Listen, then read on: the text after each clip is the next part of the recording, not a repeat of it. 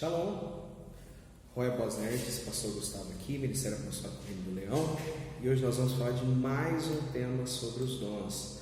Nós vamos falar da polividência. O que é isso, Gustavo? A polividência são várias formas de você entrar no mundo espiritual que vão além da visão e da audição.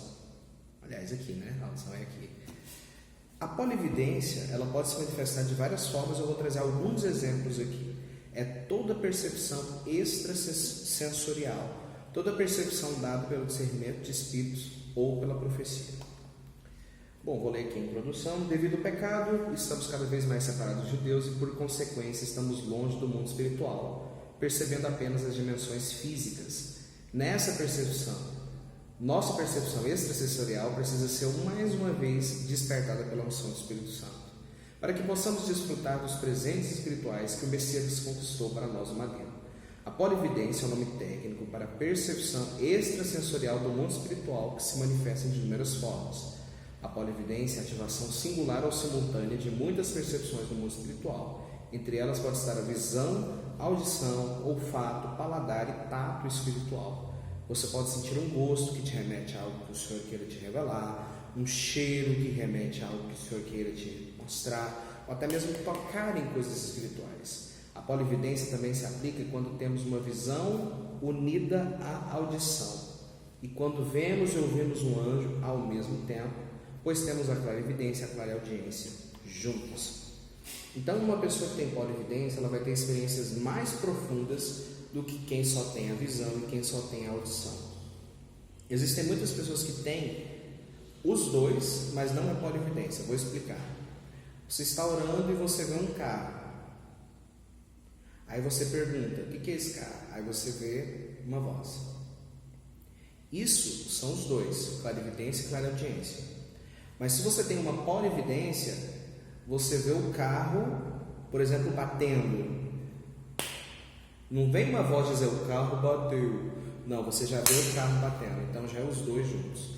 E se brincar, você sente o cheiro do queimado, você toca o carro, é muito além mesmo.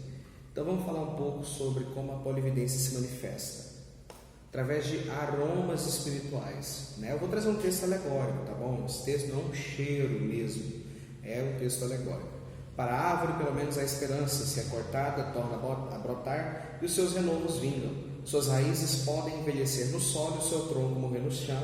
Ainda assim, com o cheiro da água, brotará e dará ramos como se fosse uma muda plantada.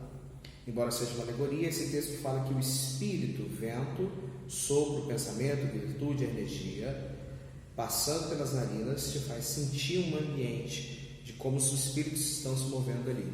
Então, às vezes, você chega em um lugar e quer ver como está aquele lugar, o que você faz? Dá uma leve respirada, só para você sentir como está o ambiente. E aí você sabe se está um ambiente de guerra, um ambiente de paz, um ambiente de luta, um ambiente de vitória. Tudo isso você consegue receber só acalmando um pouco, respirando e deixando o dom de discernimento de espíritos funcionar. Tá bom? Apocalipse 20:10. O adversário que as enganava foi lançado no lago de fogo que arde com enxofre, onde já haviam sido lançados a besta e o falso profeta. Eles serão atormentados dia e noite para todo sempre. Então aqui você vê claramente um cheiro. E que cheiro é esse? Fogo e enxofre. São os dois cheiros que João sentiu. O enxofre geralmente é um elemento de destruição, né? Então quando se sente o cheiro de enxofre, você pode esperar que há um juízo sobre uma pessoa ou sobre algum lugar. E aí você tem que orar para saber por que você sentiu aquele cheiro. Toda experiência no mundo espiritual, você tem que saber por que você sentiu, por que você viu, por que você ouviu, por que você sentiu, por que você tocou, por que você sonhou, por que você saiu e foi lá. Sempre, por quê? Nada que Deus te mostre é à toa. Deus não é fofoqueiro. Se Ele te mostrou algo, tem um motivo por trás e você tem que buscar saber o que é esse motivo, tá bom?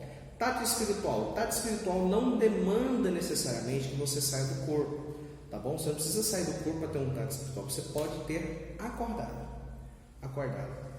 No 24º dia do mês, Daniel 10:4, estava eu em pé junto à margem do rio grande, o Tigre, Olhei para cima e estava diante de mim um homem vestido de linho, como um cinto de couro puríssimo na cintura. O seu corpo era como berilo, o seu rosto era como relâmpago, os seus olhos tinham tochas acesas, os braços e pernas como reflexo de bronze polido, e sua voz era como o som de uma multidão. Somente eu, Daniel, tive a visão, e os que me acompanhavam nada viram, mas foram tomados de tanto pavor que fugiram e se esconderam. Assim fiquei sozinho olhando para aquela grande visão. Fiquei sem forças, muito pálido e quase desfaleci. Então eu o ouvi falando, e ao ouvi-lo caí prostrado em terra e perdi os meus sentidos. Em seguida, a mão de alguém tocou em mim e me pôs sobre as minhas mãos e os meus joelhos vacilantes. E ele disse: Daniel, você é muito amado, preste bem atenção no que vou lhe dizer. Levante-se, pois eu fui enviado a você.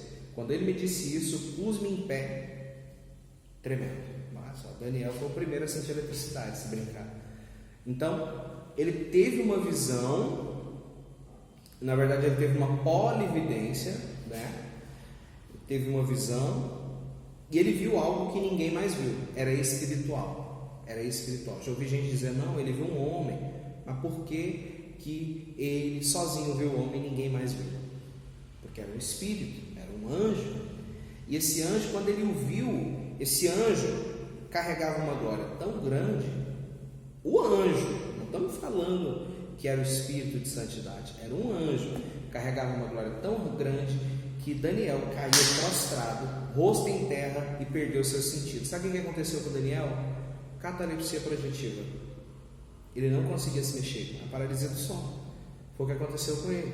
Mas quando esse anjo veio e tocou, devolveu as forças e ele levantou, mas ainda tremendo, né? Porque foi uma experiência espiritual violenta. Tanto é que quem tem polividência, geralmente quando volta das experiências, fica de cama.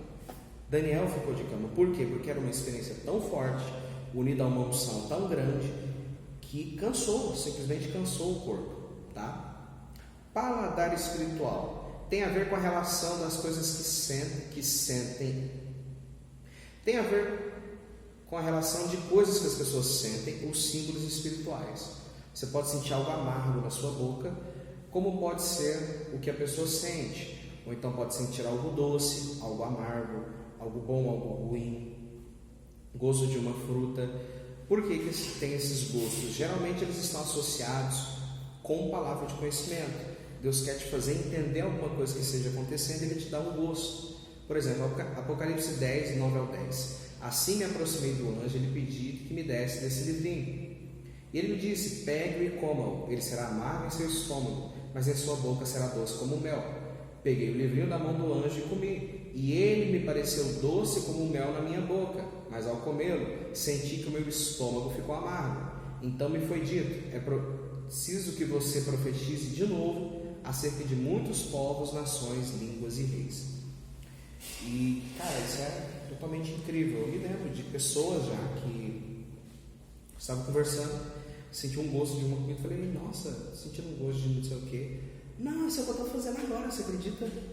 Ou então eu passar por alguém e sentir um cheiro forte de álcool, porque a pessoa tem um vício no álcool, sentir cheiro de cachaça porque fizeram demanda para a pessoa. Então a polividência, ela trabalha assim, ela trabalha geralmente junto com a palavra de conhecimento, a palavra de sabedoria e a profecia, para dizer algo que o Eterno quer mostrar a você, tá bom?